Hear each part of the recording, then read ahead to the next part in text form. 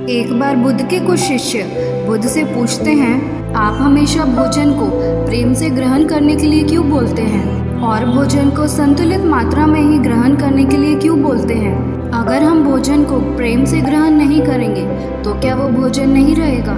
या तो हम भोजन को ज़्यादा मात्रा में ग्रहण करेंगे तो क्या वो विष का कार्य करेगा? बुद्ध ने कहा, हम जिस प्रकार का भोजन ग्रहण करते हैं हमारे विचार उसी के अनुसार होते चले जाते हैं। भोजन से यहाँ बुद्ध का मतलब उन सभी चीज़ों से है जो हम ग्रहण करते हैं, फिर चाहे वो कोई खाने की चीज़ हो या फिर जानकारी। ये दोनों ही चीज़ें हमारे जीवन को गहराई से प्रभावित करती हैं। बुद्ध अपने शिष्यों से कहते हैं कि मैं तुम्हें एक कहानी सुनाता हूँ, इससे तुम इस बात को अच्छे से समझ पाओगे। एक समय की बात है, एक साधु जंगल में अपनी कुटिया बनाकर रहा करते थे। जो भी कोई अपनी समस्या के लिए उनके पास आता वो उनकी समस्या का पल भर में समाधान कर देते। धीरे धीरे आसपास के लोग भी उनके पास आने लगे और वो उनकी भी समस्याओं का समाधान कर देते। धीरे धीरे वो और भी ज़्यादा प्रसिद्ध होने लगे, गांव से नगरों और नगरों से राजधानी तक। साधु की प्रसिद्धि की बात उस राज्य के राजा के कानों तक भी गई। तो एक दिन राजा अपने मंत्री और सेनापति के साथ साधु महाराज से मिलने पहुंचे। राजा ने कहा, महाराज, मैंने आपके बहुत चर्चे सुने हैं। मैंने सुना है आपके पास हर समस्या का समाधान है। इसीलिए मुझे लगता है कि आपकी सबसे ज़्यादा ज़रूरत हमारे राज दरबार में है, जहाँ पर हर दिन प्रजाजन नई नई समस्या लेकर आते हैं। आप यहाँ जंगल में अपना समय क्यों बर्बाद कर रहे हैं? आपको तो यहाँ पर ठीक से खाना भी नहीं मिलता होगा, जंगली फल तोड़कर खाने पड़ते होंगे, पत्थरों पर सोना पड़ता होगा।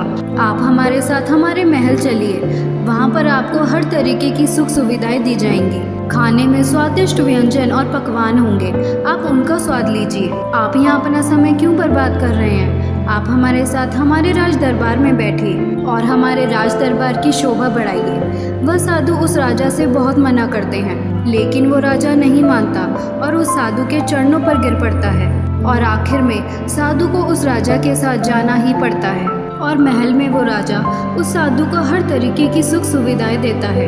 धीरे धीरे समय बीतता है और समय बीतने के साथ ही धीरे धीरे साधु का व्यवहार भी बदलने लगता है और उस महल में रहते रहते उस साधु का व्यवहार पूरी तरह से बदल जाता है। इस बात को वो साधु भी नहीं समझ पाता कि आखिर उसका स्वभाव इतना क्यों बदल रहा है। और एक दिन मौका पाकर वो साधु महल से भाग जाता है, लेकिन वो अपने साथ कुछ कीमती सामान लेकर भागता है, जिसमें रानी के हार, हीरे जवाहरात और मोहरें होती हैं। जब राजा को साधु की चोरी का पता चलता है तो वो अपने सिपाही उसके पीछे भेज देता है। उसे पकड़ने के लिए सिपाही हर जगह साधु को खोजते हैं, लेकिन वो कहीं नहीं मिलता।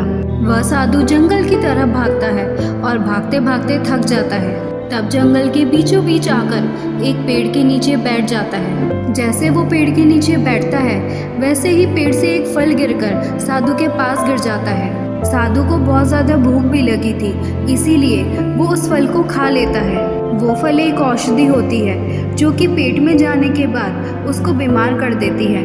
अगर बिना ज़रूरत के औषधि ली जाए तो वो भी शरीर को नुकसान पहुंचा सकती है। वो औषधि उस साधु को बीमार और बहुत बीमार कर देती है।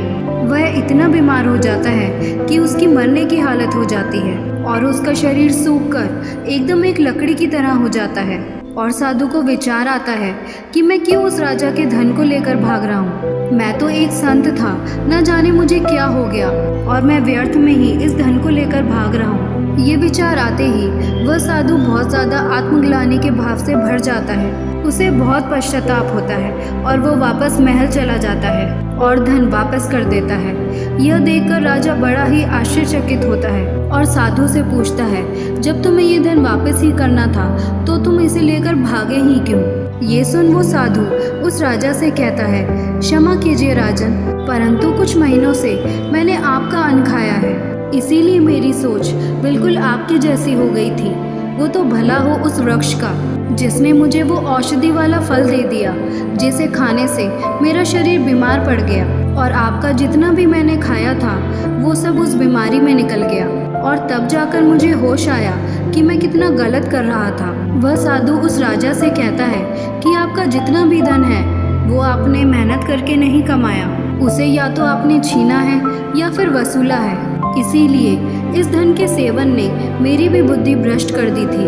कहानी खत्म करने के बाद बुद्ध शिष्यों से कहते हैं, जो भी हम ग्रहण करते हैं वो हमारे भविष्य को निर्धारित करता है। इसीलिए मैं आप सबसे कहना चाहता हूँ कि कुछ भी ग्रहण करने से पहले ये चीज़ ज़रूर देखें कि जिसे आप ग्रहण करने जा रहे हैं वो कहाँ से आता है। क्या वो पाप से आता है, क्रोध से आता है, ईर्ष्या से आता है या फिर प्रेम से आता है। क्योंकि जो भी आप अपने भीतर ग्रहण करते हैं, फिर चाहे वो भोजन हो या विचार, ये दोनों ही तय करते हैं कि आपका भविष्य कैसा होगा।